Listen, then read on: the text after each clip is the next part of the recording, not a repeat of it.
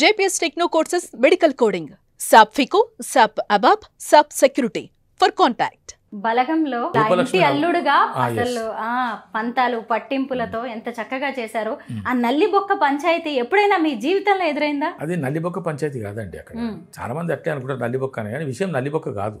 ఆ స్థానంలో ఇంకేది ఉన్నా అంటే కొన్ని సంఘటనలు జరుగుతాయి. మరి ఇళ్లలో ఖచ్చితంగా ఇప్పుడు బలగం రిలీజ్ అయ్యి 3 సంవత్సరాలు అయినా కూడా ఇంకా ఇప్పుడు మనం బలగం గురించి మాట్లాడుకుంటున్నాము.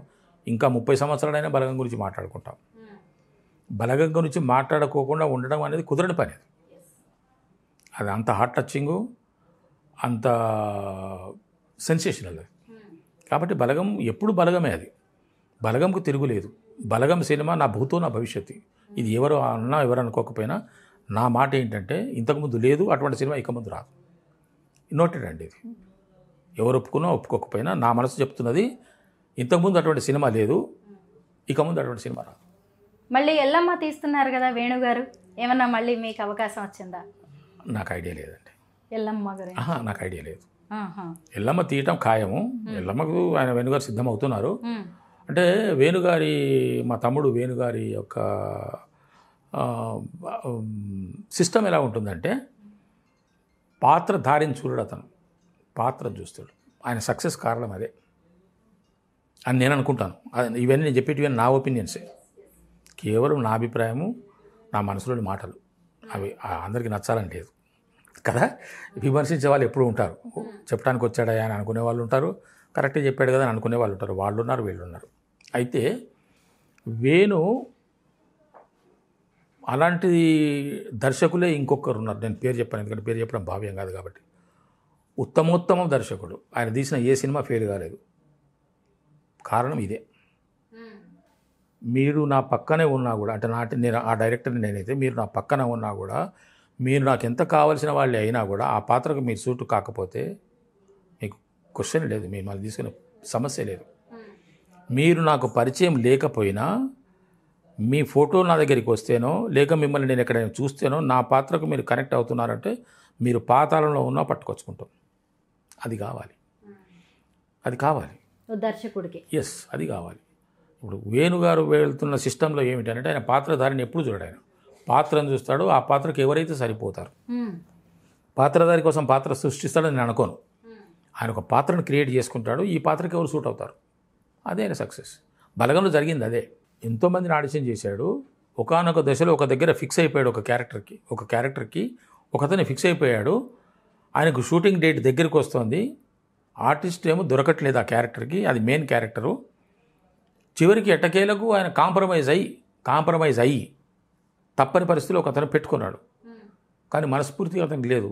లక్కీగా ఆయన అదృష్టం బాగుంది, ఒక పర్ఫెక్ట్ ఆర్టిస్ట్ దొరికాడు. దానికి ఈ అంతకుముందు ఉన్న అతన్ని కాదనుకొని అతన్ని తీసుకున్నాడు.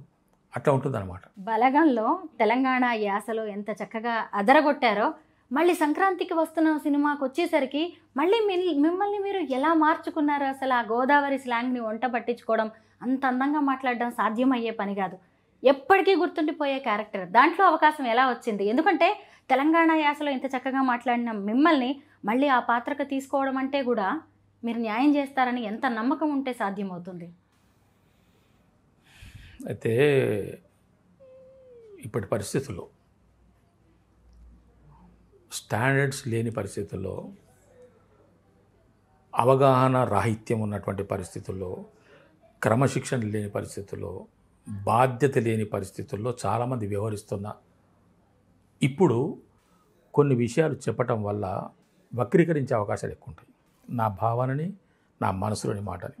బలగం సినిమాలో ఇప్పుడు మీరన్న విధంగా చేసిన, సంక్రాంతికి వస్తున్నాం అనే సినిమాలో మీరన్న గొప్పగా చేసిన దానికి కారకులు నన్ను నమ్మిన వాళ్ళు, నాకు ఒక అద్భుతమైనటువంటి అవకాశాన్ని ఇచ్చిన వాళ్ళు. వాళ్ళ నమ్మకాన్ని నేను నిలబెట్టాను. వాళ్ళు నమ్మారు. ఒకానొక సందర్భంలో వద్దు అనుకుంటే కూడా వాళ్ళ నమ్మకం ఉండని అని చెప్పి అనటం వల్లనే నేను బలగంలో కానీ సంక్రాంతికి వస్తున్నాలో కానీ ఉన్నాను. దానికి కారణం ఎవరైతే నాకు ప్రాణం పోయాలని అనుకున్నారో వాళ్ళే. అందుకే వాళ్ళకు నేను సర్వదా కృతజ్ఞుడు. పేర్లు చెప్పకూడదు మేడం, ఎందుకంటే నా మనసులో ఉన్నది అది. వాళ్ళకు కూడా తెలుసు నేను ఎవరు చెప్తున్నాను. అర్థమైతే మీకు కూడా అర్థమై ఉంటుంది. అంటే కొన్ని పాత్రలు కొంతమంది దేవుడు వరం ఇవ్వడు. దేవుడు వరం ఇస్తాడు మేడం, అందరికి ఇస్తాడు వరం. దేవుడు ప్రత్యక్షమై వరం ఇవ్వడు, మనిషి రూపంలో వచ్చి వరం ఇస్తాడు. ఇప్పుడు బలగం సినిమా నాకు ఒక వరం అంటే ఒక వ్యక్తి ద్వారా నాకు ఆ బలగంలో అవకాశం వచ్చింది.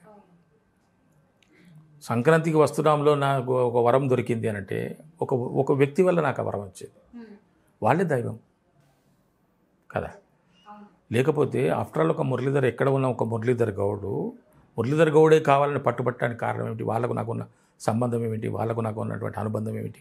వాళ్ళకు నాకు ఉన్నటువంటి పరిచయం ఏమిటి? Zero madam. నన్ను నమ్మారు. అంటే ఒక దర్శకుడు ఒక వ్యక్తిని అనుకుంటే, ఇప్పుడు కొంతమంది కొన్ని సినిమాలు తీస్తున్నాం మేడం. ఇప్పుడు నేను కూడా కొన్ని సినిమాలు చేస్తున్నాను. కొన్ని సినిమాలు పోతున్నాయి, నేను వదులుకోవట్లేదండి. కొన్ని సినిమాలు నేను వదులుకోవట్లేదు. నేను ఈ సినిమాని ఎప్పుడు వదులుకోను మేడం. నేను ఇది కెమెరా ముందు కూడా చెప్తున్నాను. నాకు వచ్చిన ఆఫర్ నేను ఎప్పుడు వదులుకోను. రకరకాల కారణాల చేత వేరే వాళ్ళు దానికి లోబడి లేదా దానికి వాళ్ళు తప్పనిసరి పరిస్థితుల్లో నన్ను కాకుండా వేరే వాళ్ళు తీసుకుంటున్నారు అనుకుందాం. ఫర్ ఎగ్జాంపుల్ ఇప్పుడు ఒక సినిమాకు నన్ను అడిగారు, డెఫినెట్గా చేస్తాను సార్ అని చెప్తాను. నేను మళ్ళీ చెప్తున్నాను, నేను ఏ సినిమా వదులుకోను. నాకు వచ్చిన సినిమా ఏదైనా నేను వదులుకోను.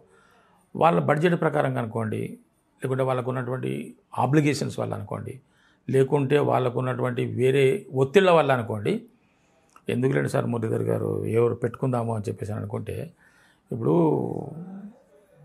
ఒక క్యారెక్టర్కి ఒక వ్యక్తిని అనుకుంటే ఆ క్యారెక్టర్కు అతన్ని అనుకోవడం కరెక్టు, అతన్ని తీసుకోవడం కరెక్టు, ఎవరైనా సరే. ఎందుకంటే దర్శకుడు అనుకుంటున్నది వేరు ఉంటుంది, రచయిత అనుకున్నది వేరు ఉంటుంది. దాన్ని నిలబెట్టగలిగే వాళ్ళు, దానికి ప్రాణం పోయగలిగే వాళ్ళు అవసరం.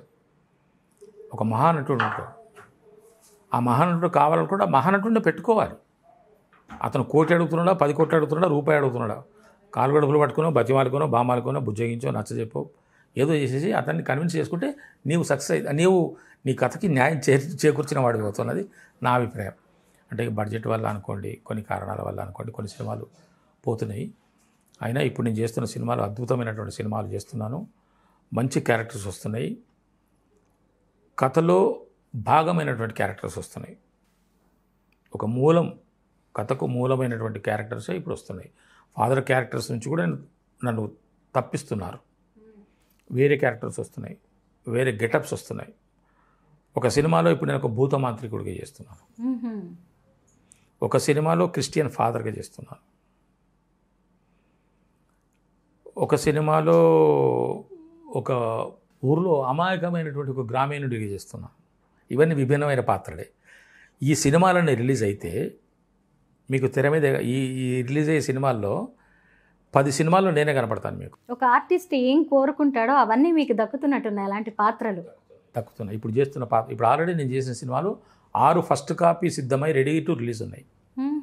వాళ్ళ బేరాలు జరిగితే, వాళ్ళకు థియేటర్లు దొరికితే, వాళ్ళకు ఆ రోజు అనుకూలించింది అని అనుకుంటే, పలానా రోజున బాగుంటుంది అని అనుకుంటే, అన్ని సవ్యంగా జరిగితే రిలీజ్ చేయడానికి సిద్ధంగా ఉన్న సినిమాలు 6 ఉన్నాయి. ఇప్పుడు చేస్తున్న సినిమాలు ఒక 6 సినిమాలు 70-80% పూర్తి అయి ఉన్నాయి. ఇది August, September, October, November, December ఈ 4 మాసాల పీరియడ్లో ఇవన్నీ పూర్తిగా 100% విడుదలకు సిద్ధమై ఉంటే డిసెంబర్ 2025 లోపల నాకు సినిమాలు 10 సినిమాలు రిలీజ్ అవుతాయి. ఈ 4 మాసాల్లో 10 సినిమాలు రిలీజ్ అవుతున్నాయి అంటే నెలకు యావరేజ్గా 2 పెట్టుకున్నా కూడా కదా, 2 పెట్టుకున్నా కూడా అంటే రిలీజ్ అవుతున్న ప్రతి సినిమాలోనే కనపడుతున్నట్టే. ఒక ఆర్టిస్ట్కి ఇంతకు మించిన గుర్తింపు ఒక 40 సినిమాలు రిలీజ్ అవుతున్నాయి అనుకుందాం ఫర్ ఎగ్జాంపుల్. ఈ 4 మాసాల్లో ఫర్ ఎగ్జాంపుల్ 40 కావు, ఒక 40 సినిమాలు రిలీజ్ అవుతున్నాయి అంటే 10 సినిమాలు నేను చేసినవి ఉన్నాయి దాంట్లో. అంటే ఏ సినిమాలో చూసినప్పుడు మురళీధర్ కనపడుతున్నాడు అనేది ఉంటుంది. ఇప్పుడు వస్తున్న సినిమాలు, ఇప్పుడు వస్తున్నటువంటి పాత్రలు మంచి బలమైన పాత్రలు వస్తున్నాయి. అదృష్టవశాత్తు నాకు విభిన్నమైన పాత్రలు వస్తున్నాయి, నేను కోరుకుంటున్న పాత్రలు వస్తున్నాయి.